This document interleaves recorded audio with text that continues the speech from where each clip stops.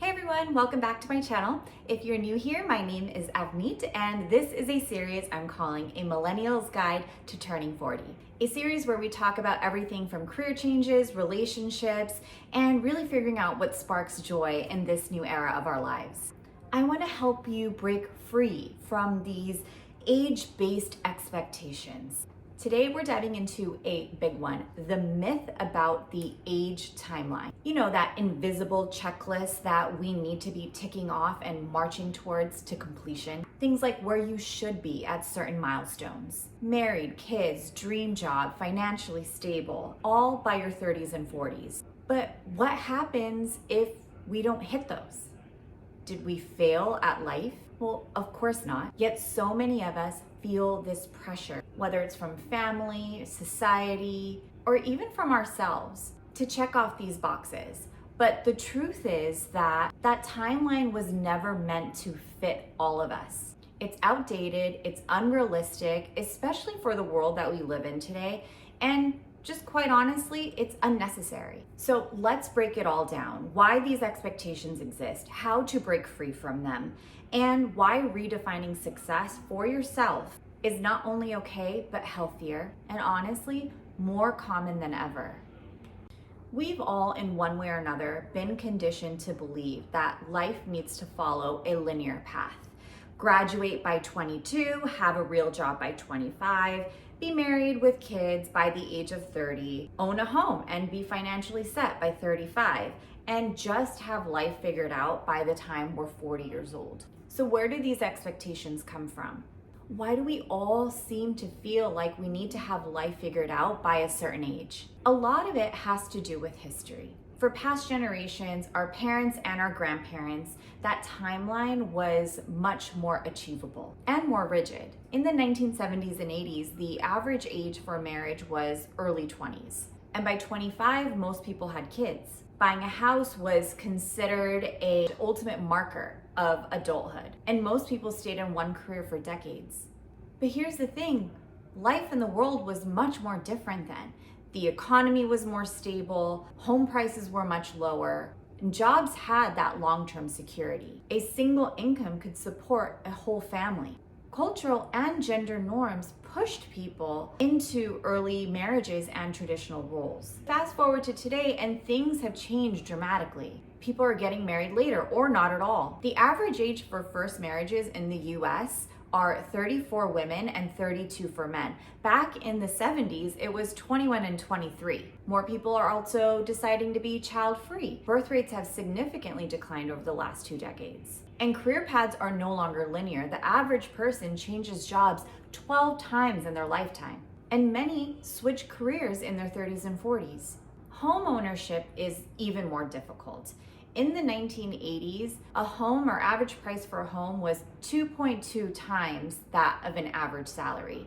Now it's upward to 6 to 7 times more than you're earning. So why are we still holding ourselves to this outdated timeline when the world around us has completely changed? Let's start talking about how to actually let go of these pressures and start embracing life on our own terms. Because knowing the history is one thing, but changing our mindset is another. So it is time to give yourself permission to redefine what a successful life looks like for you.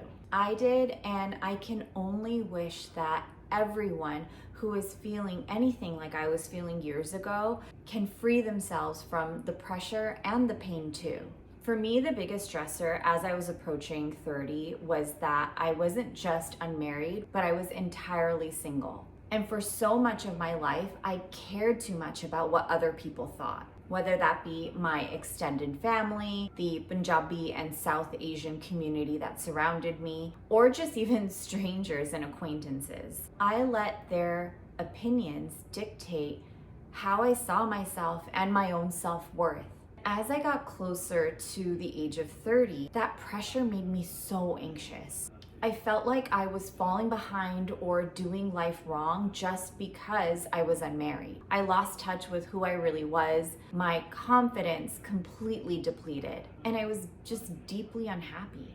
But then I hit 30 and I looked around and started to think, who cares? Who actually cares? If someone doesn't contribute to my happiness, my well-being, my future, why is their opinion impacting me so much? Why should I let their opinions define me? As long as I'm not hurting anyone, I should be and I get to live life on my own terms. I still have my worth even though I didn't have a spouse. I'm not soiled goods just because I'm single at the age of 30. And if anything, it was my cue to wake up and really invest in how I'm going to live out my life, even if it was solo. It was time to double down on living a genuinely pleasant life for me, by me, and not feeling unhappy because I wasn't doing what others or onlookers were expecting me to.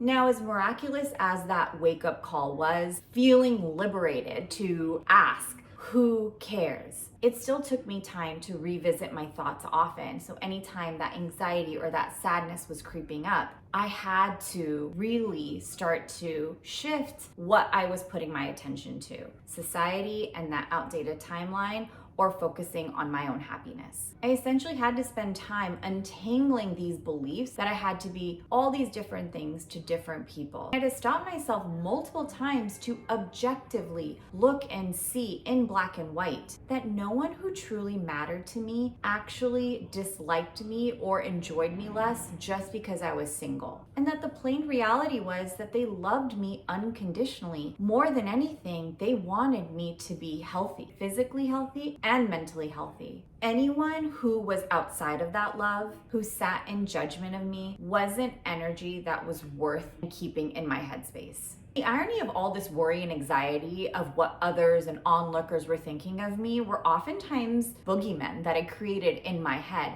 Very few people actually existed that were spending any time and energy thinking about me at all. Because everyone has their own lives. They have their own dear ones to think about or worry about or want to take care of. Majority of people don't have time in their life to be concerned with how their acquaintances and strangers are doing in life. Now, if some people still found time to sit and judge, it's likely a distraction from their own complicated lives.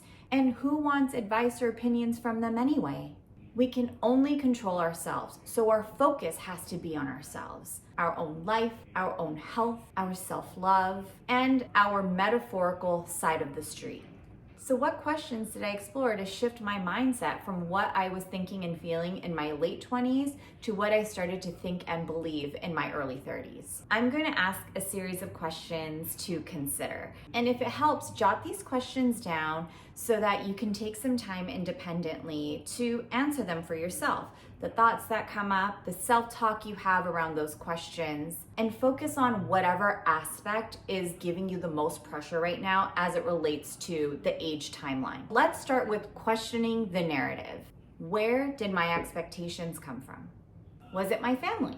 Now, many of us, especially in cultures with strong family ties, they feel pressure to hit certain milestones by certain ages because our parents or our grandparents did that. Maybe even elder siblings or cousins were able to achieve those timelines. For others, it might be expectations that you got from society as a whole. We see constant messaging that can make us feel like we're behind the game. If we don't have a house, a spouse, financial stability, we somehow are not just behind, but failing. Was it social media? For many of us, we can get in the trap of comparing our behind the scenes reel to someone's highlight reel that we're seeing on a number of social media platforms. And we assume in that highlight reel that they have it all together. Once you get a better understanding of the root of the narrative, you can stop and ask, do I actually want this for myself, or have I just assumed I should? If I asked you, what does success mean to you, what would you say? For so long, success has been narrowly defined by a few things: a high-paying job, home ownership, having a family, a stable and predictable future. But what if success wasn't one thing or a collection of a few things? What if it was different for everyone? For some, success is financial freedom, having the ability to travel and experience life without feeling tied down by traditional responsibilities. For others, success is personal growth, learning new skills, changing careers, or pursuing your personal passions. And for some, success is simply feeling happy, having a life that feels fulfilling, even if it doesn't look impressive on paper. It fills you with joy, and that's all that counts. When you start defining success on your own terms, you'll stop feeling like you're failing behind someone else's definition of success. So answer this question in the way that feels most authentic to you. What does your idea of success look like? I do have to touch on this a little more, and let's be real. Social media makes it so easy to compare. You see people getting married in these lavish weddings and buying homes or building their dream home. They launch businesses, they have children, they travel around the world. And meanwhile, you're just trying to figure out what to eat for dinner. But here's what you don't see: the struggles behind that perfect social media post, the financial stress behind buying a home, and the loneliness behind that perfect relationship that may have been rushed or is slowly growing apart. Everyone's journey is different. Some people get married at 25, others get married at 45.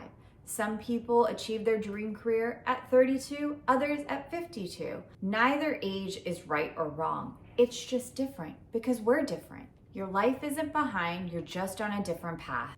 Appreciating where you are right now helps release anxiety on where you thought you should be. Instead of focusing on what you should have done by now, shift your perspective. Ask yourself, what have you already accomplished? What are you proud of? What experiences have shaped you? Gratitude also shifts our mindset. When you appreciate where you are, you stop stressing about your future as much as you have been. When you pause and take stock of what your life looks like right now, all the things you have, all the things you've achieved, you stop resisting this notion that your life isn't good enough or that you are actually doing pretty okay, even if it's different than what you thought you would be doing in your 20s or in your teens.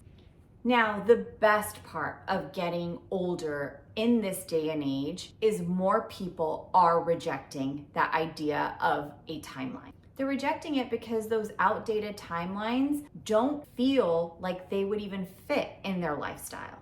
And if they were to force it, it wouldn't play out in a way that makes them love their life anymore.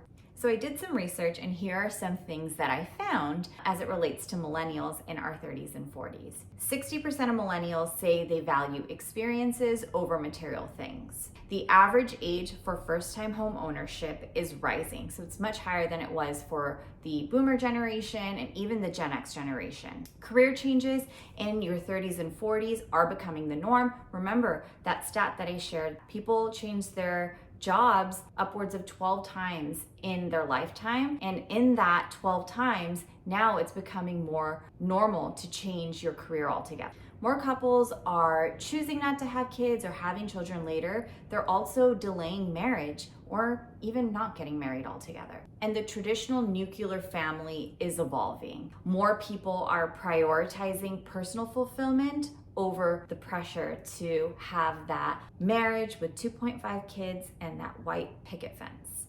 All that to say, living authentically and not according to outdated checklists is what leads to actual happiness. Because success is no longer about checking boxes by a certain age. It's about creating a life that feels good to you. So if you've ever felt behind, take a deep breath and let this video be the sign that you needed to start believing that you and your path are where you're meant to be. Once you start to clarify your vision and definition of success, what authentically feels good to you, and in a time frame that excites you, things will not only begin to look better, but they'll begin to feel better too.